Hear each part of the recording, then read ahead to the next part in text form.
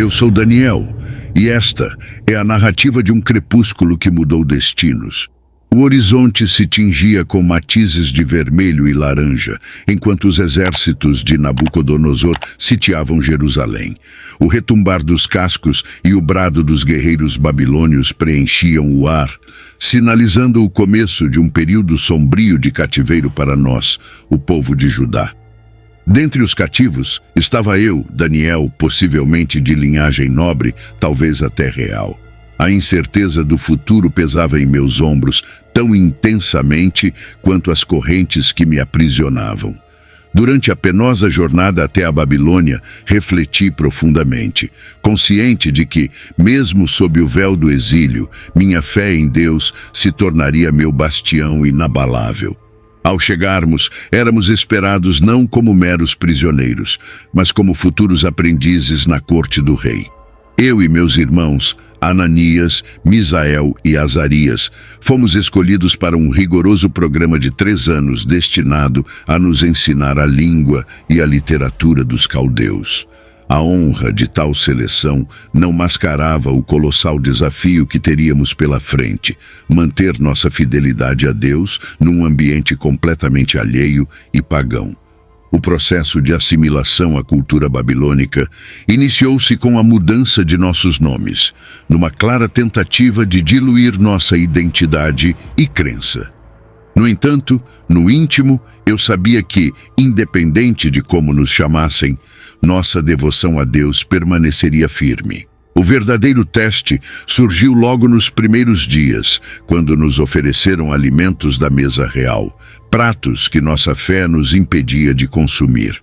Recusar a comida do rei parecia um ato de rebelião, potencialmente fatal. Contudo, movido por uma fé inquebrantável, solicitei que nos permitissem subsistir apenas de legumes e água, confiando plenamente que Deus nos sustentaria. Enquanto percorríamos os amplos e suntuosos corredores do palácio de Nabucodonosor, um redemoinho de sentimentos invadia meu coração e o de meus 3 companheiros. Estávamos num dilema entre aderir à nossa fé ou ceder à pressão de nos conformarmos. A firme decisão de honrar o Deus de Israel ardia em nós com uma intensidade maior que as chamas dos sacrifícios babilônicos.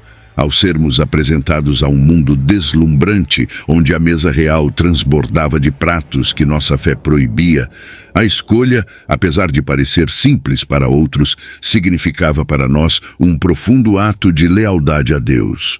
Num gesto que confundiria muitos, decidimos não nos deixar corromper pelas iguarias do rei, optando por uma alimentação simples à base de vegetais e água. Essa decisão, embora parecesse menor, simbolizava uma profunda devoção. Mais do que uma escolha alimentar, era uma declaração de nossa completa dependência e confiança em Deus. O chefe dos eunucos, apreensivo com nossa saúde e como isso refletiria em sua posição perante o rei, mostrou-se inicialmente relutante. Com uma fé que desafiava a razão, sugeriu um teste de 10 dias. Se ao final deste período nossa condição física parecesse inferior à dos outros jovens, aceitaríamos sua decisão. Com certa resistência, ele aceitou o desafio. Após os 10 dias, o resultado foi indiscutível. Nossa aparência era visivelmente mais saudável e robusta do que a daqueles que se deleitavam nas iguarias reais. Esse pequeno milagre, talvez insignificante para alguns, marcou profundamente nossos corações como a primeira de muitas manifestações da fidelidade de Deus. Ele nos sustentou e abençoou, fortalecendo nossa fé e nosso compromisso de seguir seus caminhos, mesmo em terras estrangeiras. À medida que a noite descia sobre a Babilônia, uma cidade repleta de maravilhas e mistérios, uma profunda agitação começou a tomar forma. O rei Nabucodonosor, atormentado por sonhos enigmáticos que lhe roubavam o sono, impunha uma demanda impossível aos seus sábios, que eles revelassem e interpretassem seus sonhos sem qualquer pista prévia. A tensão no palácio era palpável, pois falhar significava enfrentar uma morte certa. Foi neste cenário caótico que fui informado de que todos nós, sábios da corte, estávamos condenados à execução. Minha fé foi desafiada como nunca antes. Não era apenas minha vida que estava em risco, mas também a de meus queridos amigos e companheiros. Com a serenidade que somente uma fé profunda pode oferecer, implorei ao chefe da Guarda Real, Arioque, que me concedesse um pouco mais de tempo para revelar e interpretar o sonho do rei. Surpreendentemente, minha solicitação foi atendida. Eu sabia que o que se seguiria seria um momento crucial não apenas para mim, mas para todo o povo de Deus na Babilônia. Reuni Hananias, Misael e Azarias, e juntos nos voltamos a Deus em uma oração fervorosa. Nossa súplica era clara: que o Deus dos céus tivesse misericórdia de nós, revelando o mistério por trás do sonho do rei. Nossa união na oração era um testemunho poderoso de nossa total dependência de Deus, reconhecendo que sem sua intervenção, nossa própria sabedoria e conhecimento seriam insuficientes. A resposta de Deus chegou na quietude da noite, uma revelação divina que não apenas elucidou o sonho de Nabucodonosor, mas também me equipou com sua interpretação. Naquele momento de profunda clareza, fui tomado por um sentimento avassalador de gratidão e admiração pela bondade e poder de Deus. Com o coração transbordando de alegria, louvei ao Deus dos céus, exaltando sua sabedoria e poder, sua capacidade de revelar mistérios profundos e ocultos. Com a revelação divina em mãos, aproximei-me do trono de Nabucodonosor. Não com arrogância, mas com a humildade de quem foi escolhido por Deus para ser seu instrumento. Ao revelar ao rei não apenas o conteúdo de seu sonho, mas também sua interpretação, testemunhei o poder de Deus em um palco grandioso diante do mais poderoso dos homens. O sonho, que retratava uma grande estátua composta por diferentes metais, simbolizava reinos futuros e a soberania divina sobre os assuntos humanos. A pedra que destruía a estátua sem auxílio humano proclamava a vinda de um reino eterno estabelecido pelo próprio Deus, que jamais seria destruído. A reação do rei foi além de qualquer expectativa. De acusador e executor de sábios, Nabucodonosor tornou-se um homem que se prostrou em reconhecimento ao Deus de Daniel, louvando-o como revelador de mistérios. Eu, um exilado em terra estrangeira, fui exaltado a uma posição de grande honra, e meus amigos também foram agraciados com posições de destaque. A decisão do rei Nabucodonosor de erigir uma colossal estátua de ouro e exigir sua adoração por todos os povos e línguas do império havia mergulhado a corte babilônica em um fervor de lealdade e temor.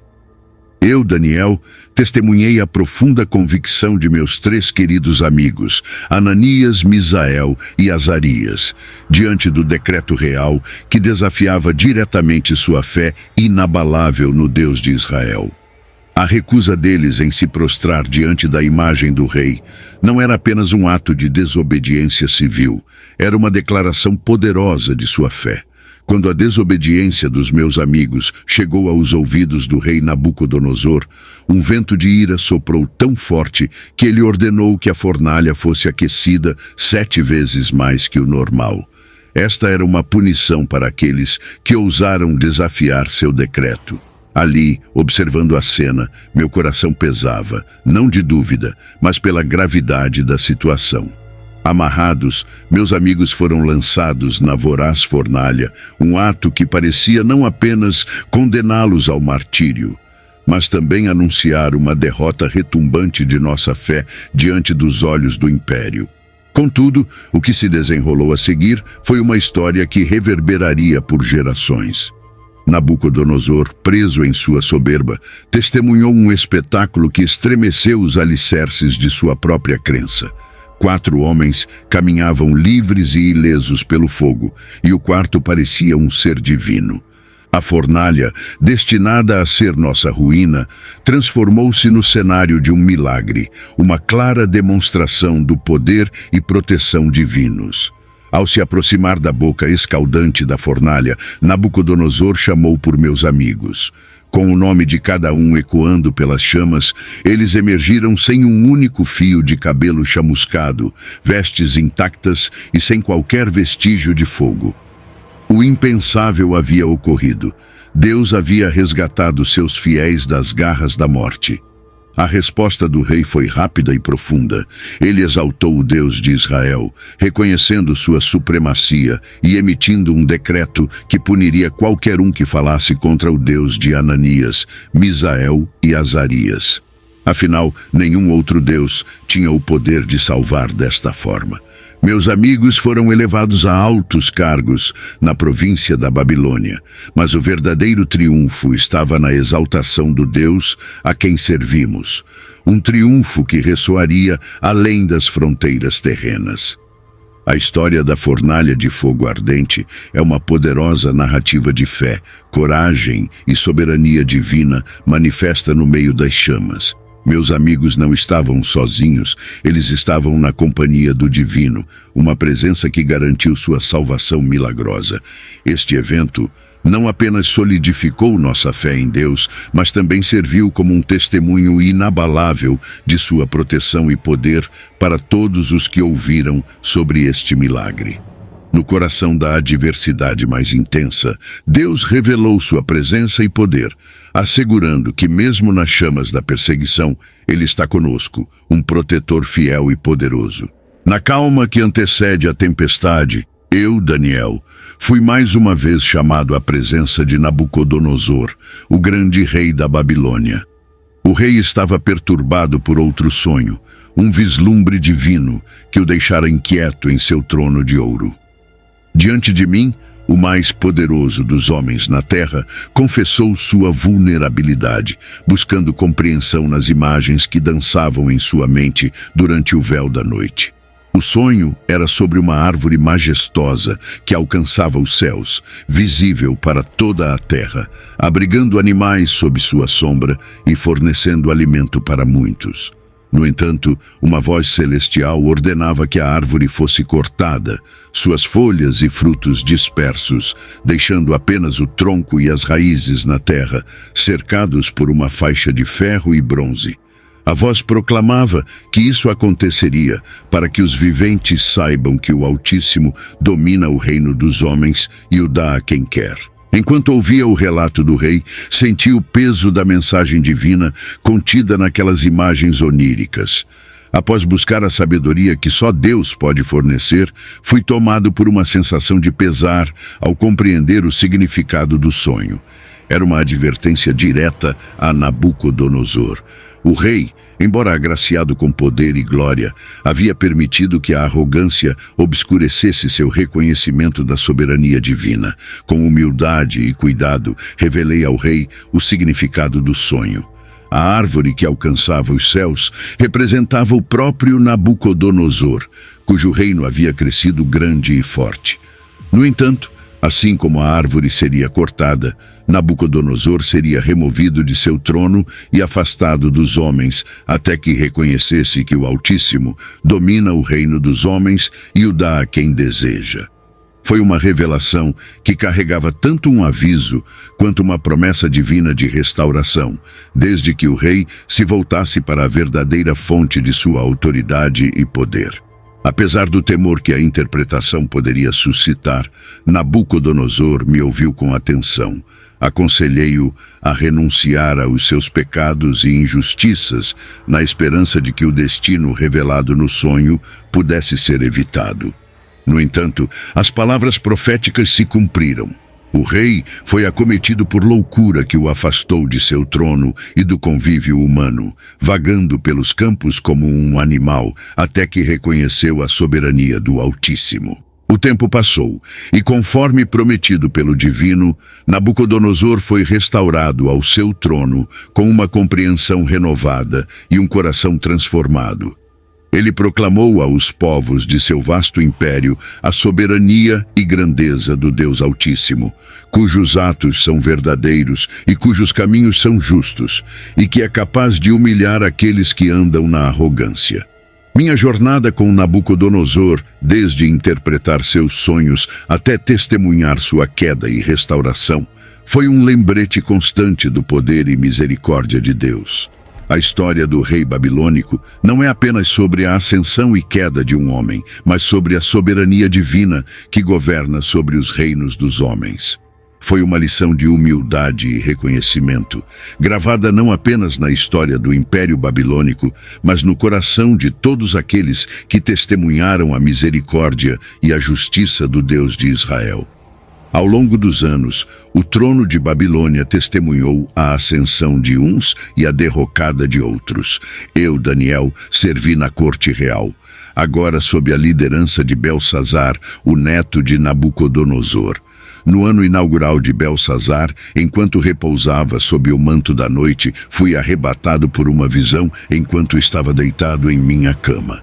O inquieto espírito meu dançava ao ritmo das visões que surgiam, tão claras e inquietantes quanto um pesadelo vívido. Do caos de um mar tempestuoso, surgiram 4 bestas magníficas, cada uma representando um império distinto, ascendendo e declinando no balé incessante do poder humano, tudo sob o olhar inabalável de Deus. A primeira besta, majestosa como um leão, ostentava asas de águia. Observei fascinado, até que suas asas foram arrancadas e ela ergueu-se, ganhando a postura de um homem, e um coração humano foi-lhe concedido, simbolizando o Império Babilônico. Imponente, porém destinado à humildade e transformação. Logo após, surgiu a segunda criatura, robusta como um urso. Trazia entre os dentes 3 costelas e ouvi uma voz que ordenava: ergue-te, devora muita carne. Essa fera simbolizava o Império Medo-Persa, voraz em suas campanhas e insaciável em sua expansão. A terceira criatura, ágil como um leopardo, possuía 4 asas de pássaro em suas costas e 4 cabeças, a quem foi concedido grande poder. Ela representava o Império Grego, ágil nas conquistas sob o comando de Alexandre o Grande e fracionado nas mãos de seus generais. Por último, uma besta formidável, aterrorizante e imensamente poderosa emergiu, com dentes de ferro que trituravam e esmagavam tudo em seu caminho. Diferente de todas as anteriores, possuía 10 chifres. Enquanto eu contemplava esses chifres, um pequeno brotou entre eles, derrubando 3 dos primeiros. Esse novo chifre possuía olhos humanos e uma boca que proferia arrogâncias, representando o Império Romano, cuja brutalidade e poder eram inigualáveis, e aquele pequeno chifre, um futuro rei cuja arrogância e blasfêmias desafiariam até mesmo o céu. Enquanto observava, tronos foram colocados e o ancião de dias tomou seu lugar. Sua vestimenta era branca como a neve e o cabelo de sua cabeça puro como a lã. Seu trono era de chamas de fogo, com rodas de fogo ardente. Um rio de fogo manava e saía de diante dele. Milhares de milhares o viam, e miríades de miríades estavam diante dele. O julgamento foi estabelecido e os livros foram abertos. Eu vi então o julgamento dado contra o pequeno chifre, e o 4º animal foi destruído e entregue às chamas do fogo. No meio destas visões, como o Filho do Homem veio com as nuvens do céu, e foi dado a ele domínio, glória e um reino, para que todos os povos, nações e línguas o servissem. Seu domínio é um domínio eterno que não passará, e seu reino nunca será destruído. A visão me deixou atônito e meu rosto empalideceu. Busquei entendimento e foi-me revelado que os grandes animais, que são 4 reis que se levantarão da terra. Mas os santos do Altíssimo receberão o reino e possuirão o reino para sempre, de eternidade a eternidade. Esta visão profunda e misteriosa revelou não apenas o fluxo e refluxo do poder humano, mas a soberania eterna de Deus sobre todos os impérios e governantes. Aqui terminou o assunto. Quanto a mim, Daniel, os meus pensamentos muito me perturbaram e mudou-se em mim o meu semblante, mas guardei o assunto no meu coração. No terceiro ano do reinado do rei Belsazar, uma visão me veio enquanto eu estava na fortaleza de Suzã, na província de Elão. Naquela visão, me encontrei às margens do canal de Ulai. Enquanto observava, um carneiro com 2 longas chifres apareceu diante de meus olhos. Um dos chifres era mais longo que o outro, mas o mais longo cresceu por último. Vi o carneiro investindo para o oeste, para o norte e para o sul. Nenhum animal podia resistir-lhe e ninguém era capaz de livrar-se de seu poder. Ele fazia o que queria e se tornava grande. Perdido em reflexões profundas sobre a visão que havia recebido, presenciei a aparição de um bode vindo do oeste. Com uma agilidade impressionante, ele cruzava a terra sem sequer tocar o solo, ostentando um chifre majestoso entre os olhos. Impulsionado por uma fúria avassaladora, ele avançou em direção ao carneiro que eu observara anteriormente, lançando-se sobre ele com uma força devastadora. Com a fúria de um vendaval, o bode enfrentou o carneiro e, num ímpeto de raiva, chocou-se contra ele, quebrando seus 2 robustos chifres. O pobre carneiro, impotente, foi jogado ao chão e pisoteado impiedosamente. Nenhum ser pôde salvá-lo da tirania do bode. No auge de seu poder, quando o bode parecia invencível, o grandioso chifre que ostentava foi subitamente quebrado. Em seu lugar, emergiram 4 chifres, cada um apontando para uma das 4 direções do céu. Dessa transformação surgiu uma pequena figura que começou a crescer exponencialmente, estendendo seu domínio para o sul, para o leste e até a terra gloriosa. Sua influência cresceu tanto que chegou a desafiar o príncipe dos príncipes. No entanto, seu fim veio de maneira sobrenatural, não por mão humana.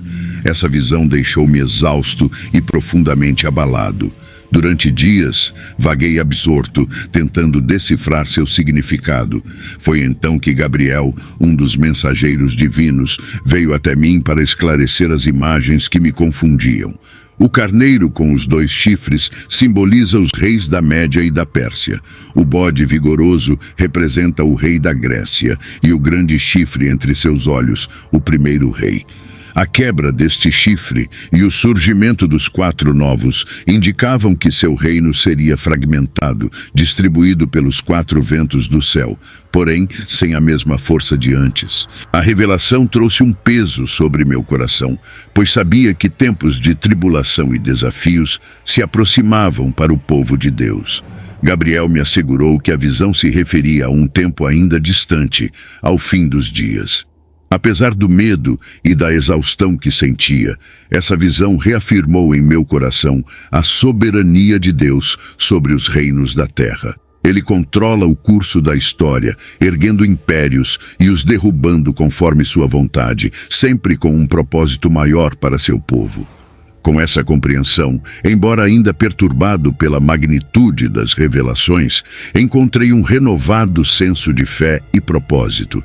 Sabia que, independentemente das vicissitudes dos impérios terrenos, o Deus de Israel permanece imutável, um refúgio seguro para seus fiéis em meio às tempestades da história.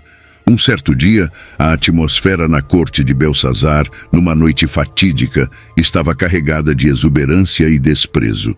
O vinho fluía livremente e os sons de risadas e blasfêmias ecoavam pelos corredores dourados do palácio. Eu, Daniel, já afastado dos assuntos da corte desde o reinado anterior, fui repentinamente trazido de volta ao epicentro do poder babilônico.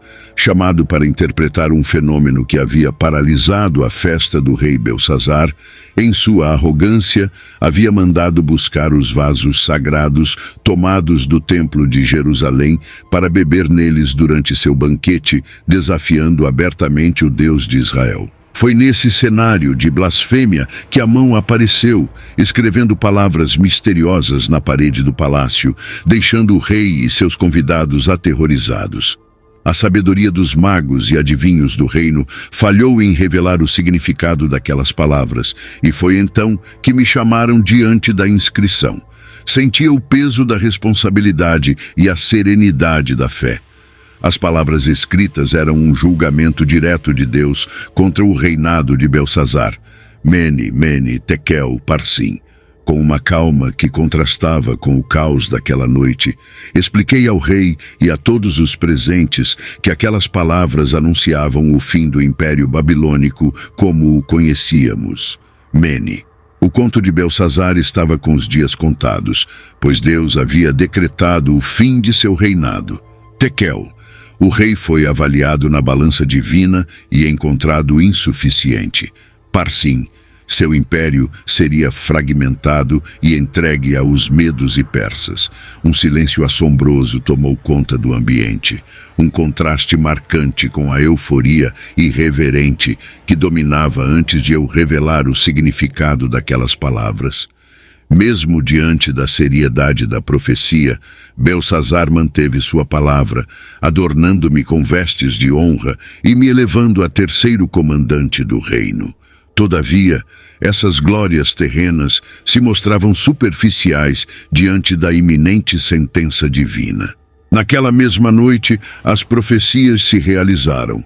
Belsazar foi assassinado e o Império Babilônico sucumbiu aos medos e persas sob o comando de Dário. A inscrição na parede não era somente o prenúncio do fim de um rei que desafiava o sagrado, mas também uma manifestação do domínio de Deus sobre as nações da terra. Ele ergue e depõe impérios e seus líderes conforme seu desejo, e toda arrogância ou rebeldia recebe sua devida resposta. O episódio da mão que escreveu na parede permanece como um testemunho do poder e justiça divinos que transcendem as fronteiras humanas. Foi um aviso tanto para os soberanos quanto para os simples. A verdadeira grandiosidade está na adoração e na submissão ao Deus que reina sobre o céu e a terra. Enquanto o Império Babilônico desmoronava, a fé no Deus de Israel se mantinha firme, um sinal de esperança e retidão em meio às turbulências da história. No primeiro ano do reinado de Dário, descendente dos Medos e novo rei sobre os caldeus, enquanto eu, Daniel, refletia sobre as escrituras e os ensinamentos do profeta Jeremias, percebi que o exílio de Jerusalém duraria 70 anos. Esse entendimento me impulsionou a buscar o Senhor com fervor. Em orações e súplicas acompanhadas de jejum, vestes de saco e cinzas.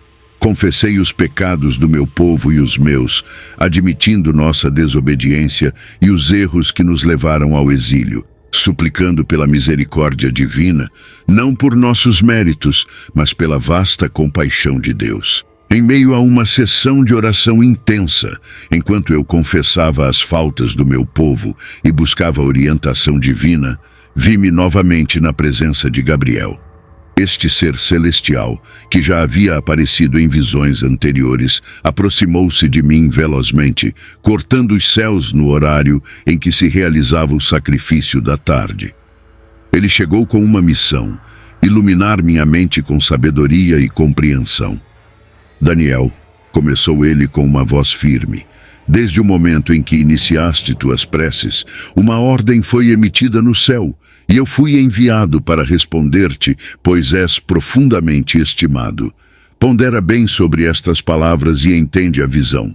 70 semanas estão determinadas sobre o teu povo e sobre tua santa cidade para erradicar as transgressões, selar os pecados, purificar as iniquidades, estabelecer a justiça eterna, confirmar as visões e profecias e ungir o Santíssimo dos Santos. Gabriel, então, desdobrou o mistério das 70 semanas, que se dividiriam em 3 fases, primeiramente 7 semanas, depois 62 semanas, e ao final, uma última semana decisiva. Ele detalhou que após essas semanas, o Messias seria morto, não por seus próprios pecados, e que a cidade e o santuário seriam devastados pelo exército de um futuro príncipe. Ele previu que o término desses eventos seria abrupto como uma enchente, e guerras assolarão a terra até o fim dos tempos, com desolações previstas até que tudo se cumpra. Ele também falou sobre a última semana, na qual uma nova aliança seria estabelecida. mas que seria abruptamente interrompida quando os sacrifícios e ofertas seriam cessados. E sobre o santuário, uma abominação devastadora se ergueria, persistindo até que o decreto divino se consumasse sobre o profanador. Essa visão deixou-me profundamente comovido e reflexivo. A grandiosidade do plano divino revelado estendia-se muito além do imediato anseio pelo retorno do nosso povo do exílio, abraçando a redenção não apenas de Israel, mas de toda a humanidade. As 70 semanas delineavam a consumação da história humana, a instauração de uma justiça eterna, a redenção final dos pecados e a chegada do ungido, o príncipe dos príncipes, que traria a salvação definitiva ao mundo. A minha oração, que começara como um lamento pelo término do cativeiro, transformou-se numa visão gloriosa da missão redentora de Deus ao longo dos séculos, culminando com a prometida vinda do Messias. Em um amanhecer sombrio, com o coração apertado, mas ainda iluminado pela esperança, eu, Daniel, percebia claramente que, apesar dos desafios iminentes, o plano divino, infalível e soberano de Deus seria cumprido. A profecia das 70 semanas se destacava como um farol luminoso, prometendo não apenas a renovação de Jerusalém, mas a restauração completa de todo o universo sob o domínio glorioso do Messias. Naquela época, sob o domínio de Dário, o Império Medo-Persa lançava sua sombra sobre a extensa Babilônia. Já nos meus anos derradeiros, contudo firme na fé e confiante no Deus de Israel, eu ocupava uma posição de destaque e responsabilidade. Minha dedicação e retidão me tornaram favorável aos olhos do rei, a ponto de ser nomeado um dos 3 principais governantes do reino. Todavia, essa distinção tinha seu preço. A inveja e o rancor fervilhavam nos corações de alguns que ansiavam por minha queda. Cientes da minha fé resoluta, eles urdiram um ardil sinistro, convencendo o rei a decretar que ninguém poderia fazer petições a qualquer deus ou homem, exceto ao próprio rei, sob pena de ser lançado na cova dos leões. Ciente do decreto, mas impulsionado por uma fé que desafia o medo humano, persisti em minhas orações e ações de graças ao Senhor, como era meu costume.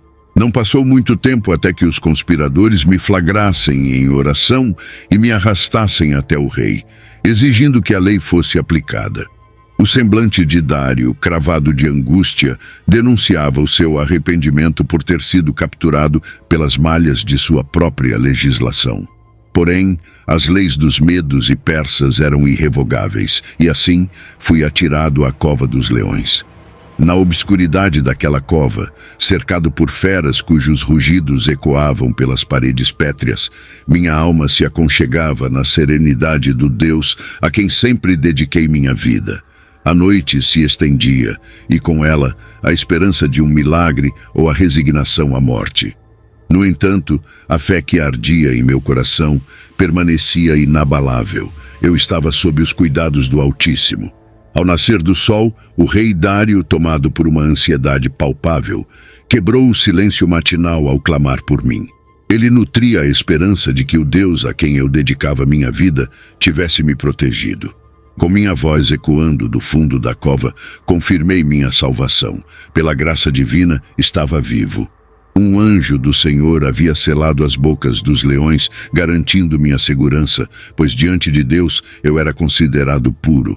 A felicidade de Dário, ao me ver ileso, era incontida, e ele prontamente ordenou que me tirassem dali.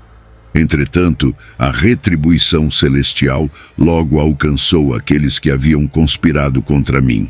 Foram arremessados à mesma cova e tiveram um destino terrível, bem diferente do meu. Em resposta, Dário proclamou um decreto por todo o seu vasto império, exortando todos os povos e nações a reverenciarem o Deus de Daniel. Ele enfatizou que meu Deus é o Deus vivo, eterno, cujo reino é indestrutível e cujo domínio perdura até o fim. Ele é um Deus que salva e realiza prodígios nos céus e na terra. Foi ele quem me resgatou das garras dos leões. Minha experiência na cova dos leões transcendeu uma simples sobrevivência. Foi uma prova viva do poder divino e um marco de fé inabalável que reverbera através dos tempos. Em um mundo onde os decretos dos reis e os rugidos dos leões parecem dominar, a presença silenciosa de Deus se revela como a verdadeira fortaleza e sua vontade soberana, o verdadeiro decreto que molda o destino dos homens. No terceiro ano do reinado de Ciro, rei da Pérsia, uma visão me foi concedida. Chamada de palavra verdadeira, ela anunciava um grande conflito.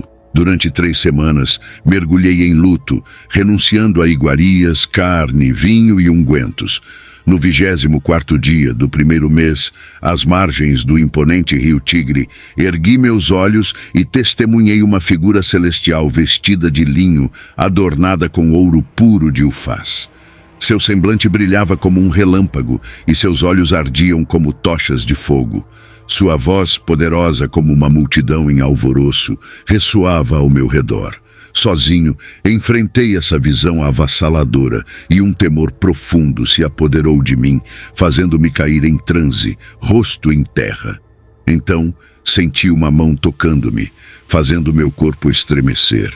A voz me disse: Daniel, homem muito amado, compreenda as palavras que lhe direi e levante-se, pois fui enviado especialmente a ti. Quando aquela voz ecoou, eu me ergui, trêmulo. Ele começou a revelar que desde o momento em que decidi buscar compreensão e me humilhar perante Deus, minhas preces foram ouvidas. Contudo, enfrentei uma resistência inesperada. O príncipe do reino da Pérsia me obstruiu por 21 longos dias. Foi apenas com a chegada de Miguel, um dos principais príncipes, que pude superar esse obstáculo, pois ele estava ocupado com os reis da Pérsia. A visão que me foi concedida desdobrou-se como um mapa de futuras adversidades e lutas no palco mundial, revelando uma série de conflitos entre os reis do norte e do sul. Este enredo de intrigas, guerras e alianças se estenderia até os últimos dias. Um rei do norte, arrogante e poderoso, se elevaria, desafiando todos os deuses e proferindo blasfêmias contra o Deus dos deuses. Ele prosperaria até que a justiça divina fosse finalmente realizada, pois tudo o que estava destinado a acontecer, aconteceria. Foi-me mostrado também que no fim dos tempos, Miguel, o grande príncipe defensor do meu povo, se levantaria. Esse período seria marcado por uma angústia sem precedentes. E naquele exato momento, os que tivessem seus nomes inscritos no livro seriam salvos. Alguns dos que jazem no pó despertariam para a vida eterna, enquanto outros enfrentariam a vergonha e o desprezo eterno. A visão estendia-se até o momento da ressurreição dos mortos e o julgamento final, desenhando um cenário vívido e terrível dos últimos dias. A mensagem era inequívoca. Um tempo de purificação, provação e refinamento estava reservado para o povo de Deus. Ao fim da revelação, recebi uma instrução clara.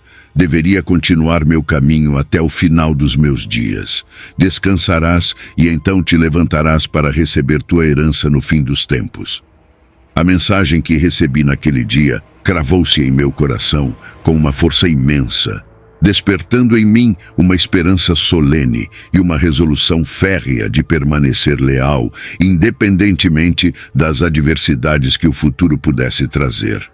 As visões de conflitos iminentes, a dor que se avizinhava e a promessa sublime de redenção e ressurreição não apenas marcaram minha alma de forma indelével, mas também se destinavam a fortalecer todos aqueles que as testemunhassem, garantindo-lhes a certeza de um triunfo definitivo.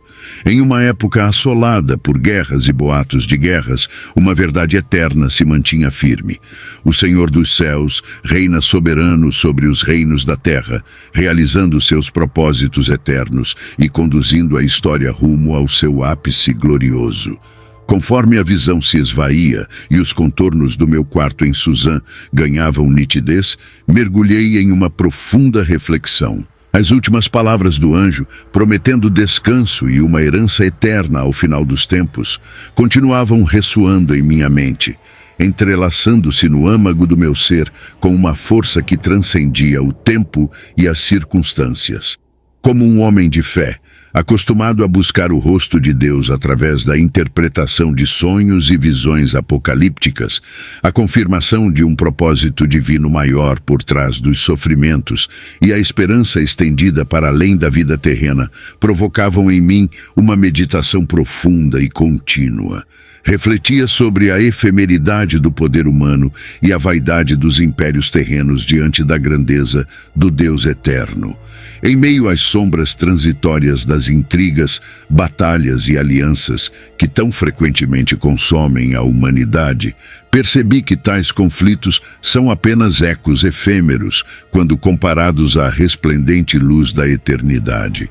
Ao longo de minha jornada terrena, que foi pontuada por momentos intensos de comunhão com o divino e enfrentamentos de desafios além da compreensão humana, descobri que meu esforço não era vão. Isso fortaleceu meu espírito de maneira imensurável.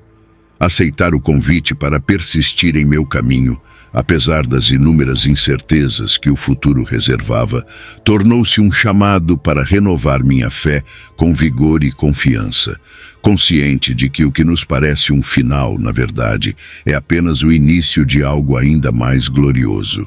A promessa de descanso e ressurreição emergia como um farol, iluminando minhas passagens pelas escuridões deste mundo e recordando-me constantemente de que a vida transcende suas provações temporais. A eternidade ao lado de Deus está reservada para aqueles que perseveram em fé, amor e esperança, sem se abalar pelas tempestades que podem surgir. Estas revelações, repletas de visões sobre julgamento e renovação, longe de serem meros prenúncios de desespero, são verdadeiros anúncios de uma justiça divina e restauração completa. Elas trazem consolo aos que sofrem, fortaleza aos enfraquecidos e coragem aos temerosos, garantindo que por trás do véu do efêmero existe um propósito eterno, meticulosamente orquestrado pela mão do Criador. Refletindo sobre as visões que me foram confiadas, renovo meu compromisso de viver cada dia sob a consciente e constante presença de Deus, moldando minha vida não apenas pelas urgências do momento, mas ancorado na esperança do eterno. Que minha existência seja um testemunho da fidelidade divina, refletindo sua luz em meio às sombras deste mundo, até que o amanhecer prometido desponte e a sombra da morte seja dissipada para sempre. Meu nome é Daniel e esta é minha história.